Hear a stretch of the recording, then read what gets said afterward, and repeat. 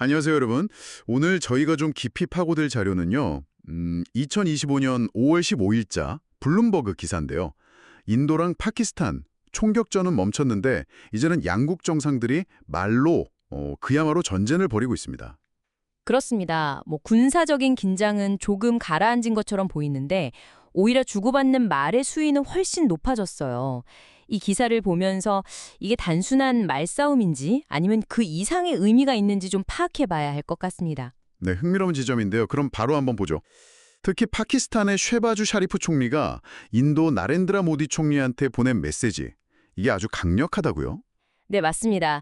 샤리프 총리가 국경 근처 군부대에서 연설을 했는데 거기서 모디 총리 이름을 직접 딱 거론하면서 비판했어요. 모디 총리가 불안정을 만들고 있다 이러면서요. 만약에 인도가 또 공격하면 정말 파멸적인 대답을 듣게 될 거다. 파멸적인 대답이요? 네, 그리고 우릴 공격하면 당신 가진 거 다 잃을 거다. 이런 경고까지 했죠. 수위가 상당히 높아요. 이건 뭐 거의 최후 통첩 같은 느낌인데요. 근데 이런 발언이 그냥 갑자기 툭 튀어나온 건 아닐 텐데요. 그죠? 바로 그게 중요합니다. 이 발언이 나오기 한 이틀 전에 모디 총리가 파키스탄 안에 있는 테러리스트 캠프를 없애버리겠다 이렇게 공언을 했거든요. 특히 그 5월 7일에 파키스탄 영토를 공습한 걸 두고 뉴 노멀, 그러니까 새로운 표준이다 이렇게 말했어요. 뉴 노멀이요? 네, 이 뉴 노멀이라는 표현이 되게 중요해요. 이게 뭐냐면 앞으로 파키스탄 내부에 위협이 있다고 판단되면 인도군이 군사 행동을 하는 걸 예전처럼 특별한 작전이 아니라 그냥 필요하면 언제든 할 수 있는 뭐랄까 일상적인 대응 방식으로 삼겠다는 선언 같은 거거든요. 아, 그러니까 기존의 어떤 선을 넘겠다는 의미로 해석될 수 있겠군요. 그렇죠. 기존의 어떤 교전 규칙이나 국경 존중 완칙 같은 걸 바꾸려는 시도로 보일 수 있으니까 파키스탄 입장에선 이건 정말 극도로 민감하게 받아들일 수밖에 없는 거죠. 아하, 그래서 샤리프 총리가 그렇게 강하게 나온 거군요. 근데 또 듣기로는 샤리프 총리가 마냥 세게만 나간 건 아니라고요? 네, 그것도 맞아요. 샤리프 총리가 평화와 전쟁, 둘 다 준비는 되어 있다. 선택은 인도가 해라. 약간 이런 식으로 여지를 남겼어요. 그러면서 불을 지피지는 말자. 불 끄고 이 지역을 평화롭게 만들자. 이런 말도 했고요. 그러니까 위협하면서 동시에 대화의 문도 살짝 열어두는 상당히 좀 계산된 발언으로 보여요. 정말 양날의 검 같은 메시지네요. 이런 말이 나온 시점도 좀 봐야 할 것 같은데 얼마 전에 큰 군사 충돌이 있다가 지금은 휴전 상태라고 들었거든요. 그렇습니다. 이게 불과 얼마 전에 거의 반세기 만에 가장 심각한 수준의 군사적 대치가 있었어요. 분쟁 지역인 카시미르에서 그 무장 세력 공격으로 26명이 사망했거든요. 네네. 그러자 인도가 파키스탄 영토 안을 타격했고 파키스탄도 바로 보복 공격에 나서면서 상황이 엄청 격화됐었죠. 인도는 당연히 파키스탄이 배후다 이렇게 주장하고 파키스탄은 우린 아니다 부인하고 있고요. 이 카슈미르 문제가 정말 오래된 갈등이잖아요. 네, 맞아요.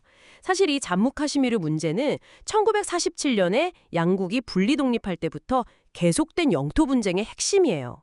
양쪽 다 전체 지역이 자기 땅이라고 주장하고 있고 여기에 종교, 민족 문제, 국가 자존심 이런 것까지 다 얽혀 있어서 수십 년 된 갈등의 근본 원인이죠. 이 배경을 모르면 지금의 충돌을 제대로 이해하기 어렵습니다. 듣고 보니까 양쪽 주장이 정말 팽팽하네요. 샤리프 총리는 또 파키스탄의 대응이 성공적이었다 이렇게 주장한다면서요. 심지어 모디 총리의 그 헤게모니, 그러니까 패권의식을 꺾었다 이런 말까지 했다는데 이건 좀 어떻게 봐야 할까요? 네, 샤리프 총리는 파키스탄의 보복 공격이랑 방어가 인도의 어떤 군사적 우월감, 그러니까 지역 내에서 자기들이 최고라는 건 헤게모니 추구를 좀 약화시켰다. 그리고 파키스탄도 재래식 전쟁을 충분히 할 능력이 있다는 걸 보여줬다. 이렇게 주장을 하고 있어요. 근데 인도도 가만히 있진 않았을 텐데요. 그렇죠. 여기서 재미있는 건 양쪽 다 자기들 군사작전이 성공했다고 엄청 선전한다는 거예요. 예를 들어서 파키스탄은 프랑스제 라팔 전투기 3대 포함해서 인도 전투기 5대를 떨어뜨렸다고 주장했거든요. 와, 오대나요? 네, 근데 인도는 당연히 이거 확인 안 해주죠. 오히려 자기들 작전이 성공적이었다 이렇게 발표하고요. 이게 뭐랄까 실제 전투 결과와는 별개로 이런 정보전 혹은 선전전도 양국 갈등에서 아주 중요한 부분이라는 걸 보여주는 거죠. 이게 단순히 국내 정치용일 수도 있지만 또 상대방이나 국제사회에 보내는 메시지이기도 하니까요. 군사 충돌은 잠잠해졌는데도 이렇게 말로 계속 싸우는 걸 보면 이게 또 다른 형태의 대립이구나 싶네요. 자, 그럼 이 모든 상황이 지금 이 문제를 이해하려는 여러분께는 어떤 의미가 있을까요? 우선 군사 행동이 멈췄는데 또 왜 이렇게 강하게 말로 대립하는지 그 배경을 좀 봐야 하는데요. 이게 단순히 감정적인 대응만은 아니고 각자 국내 정치적인 계산도 있을 거고 국제사회 여론전도 해야 하고 또 상대방의 진짜 의도가 뭔지 떠보려는 그런 전략적인 목적까지 아주 복합적으로 작용하고 있다는 걸 이해하는 게 중요해요. 네. 특히나 양쪽 다 핵을 가진 나라잖아요. 이런 핵 보유국끼리 이렇게 말의 수위를 높이는 건 예측 불가능성을 키워서 지역 전체의 안정을 위협할 수도 있다는 점에서 이걸 그냥 가볍게 볼 문제는 아닌 것 같습니다. 네, 정말 복잡하게 얽혀 있네요. 단순히 누가 더 세게 말했냐 이걸 넘어서 그 뒤에 숨겨진 맥락을 읽는 게 중요하겠어요. 오늘 저희는 인도와 파키스탄의 갈등이 그 군사적 충돌 이후에 어떻게 아주 격렬한 언어 전쟁으로 이어지고 있는지 좀 살펴봤습니다. 양국 정상의 강한 경고와 주장들, 그리고 그 배경에 있는 최근의 사건들, 또 아주 깊은 역사적인 뿌리까지 한번 짚어봤습니다. 휴전 상태는 유지되고 있지만 긴장의 불씨는 여전히 남아있는 그런 상황입니다. 네, 계속 좀 지켜봐야 할 상황인 것 같습니다. 마지막으로 이런 질문을 한번 던져보고 싶습니다. 인도가 선언한 그 뉴 노멀 있잖아요.